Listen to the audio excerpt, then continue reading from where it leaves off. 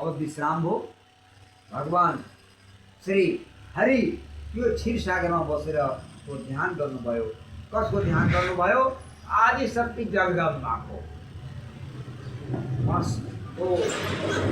याद गर्दाखेरि वो आदिशक्ति तुरन्त आउनुभयो र भगवान विष्णुको बायाँ बाम भुजामा हातमा बस्नुभयो। देब्रे हातमा बस्नुभयो भगवानको। फेरि भोलि बिहान हुँदाखेरि अब भन्छ मधु कैटवले, ए मधु कैटव मेरोसँग युद्ध कर, युद्ध।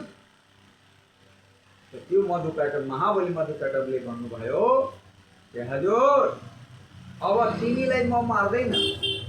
किन मार्दैन? तिमी त युद्ध गर्नुभएछ। होइन हजुर तपाईँ राम्रो छ, कति सुन्दर लाग्नुभयो, यति सुन्दरलाई मारेर हुँदैन। भगवान भन्नु, ए रणभूमिमा शत्रुको लागि के अरे माया गर्नु हुँदैन, लड्नुपर्छ। अब अस्त्र उठाउनुहोस्, अब अस्त्र उठाउनुपर्छ। तिमीलाई हामी अब छोड्दैन, अस्त्र उठाऊ। होइन होइन म मर्दैन, तिमीसँग म मर्दैन। मेरोसँग वरदान माग्नुहोस्, म तपाईँलाई वरदान दिनेछु, म तपाईँसँग लड्दैन।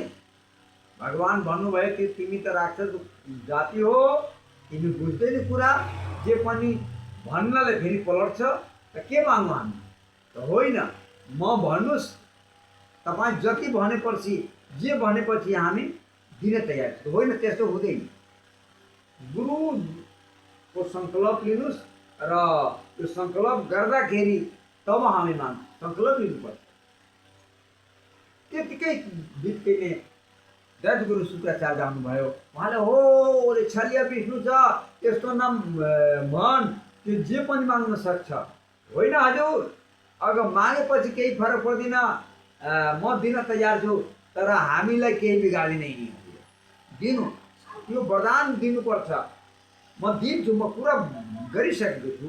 म अब हामी आफ्नो कुरा आफै लिँदैन, म भनिसकेको छु, म दिन्छु, तयार छु।